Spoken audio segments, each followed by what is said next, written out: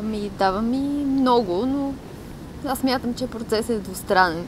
Дава ти много стойностни приятели, хора, с които споделяш обикновено една и съща философия за живота, едни и същи интереси.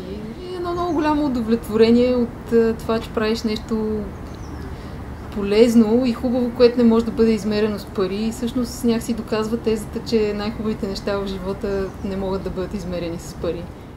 Възможността да си говори с хората и наистина да бъдем заедно, което е важното в живота. Научило ме наистина на много качества, които в момента ми помагат в професионалния ми живот. И най-вече задоволеност от себе си, това, което правиш. Резултатите се виждат бързо и също така пълноценно общуване. Възможност да излезна малко от рамките на собствения си свят, възможност да премина от лайкването и възмущението в социалните мрежи към реални действия.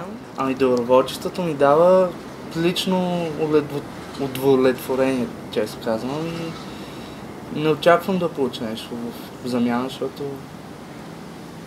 тогава се губи самия смисъл на доброволчеството. И надъхваме много, правиме по-смирена, по-мъдра и разбирам, че това да говориш не е като това да действаш.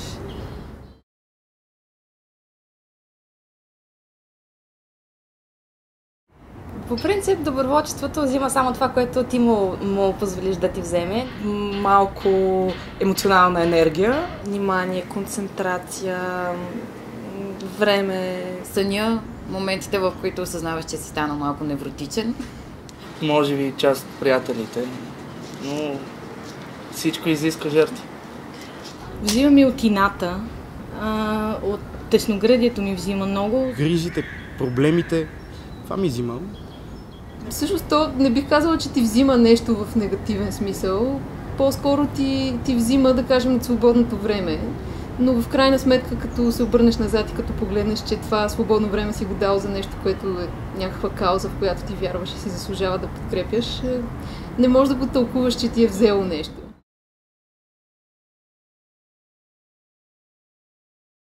Идеален не знам. Добрият доброволец трябва да бъде човек, който наистина обича хората наоколо, иска наистина да живее с тях, солидарен е по един искрен, истински начин и е готов да дава и да получава. Даденост на хората наоколо, на каузата, която следва. Да е усмихнат и да е щастлив човек, защото когато си наясно със себе си и знаеш какво можеш да дадеш, света около теб ще е най-да по-добър. И разбира се, човек, който да е много честен и не склонен към някакви измами. Но също така трябва да бъде търпелив, спокоен и да има висок праг на търпимост към несправедливости, за да може да се бори за този по-добър свят, за който говорим. Според мен трябва да е като едно дете, да няма граници, т.е. да е открит, да няма предразсъдъци, да е готов да каже не знам, да е готов да учи и просто да обича.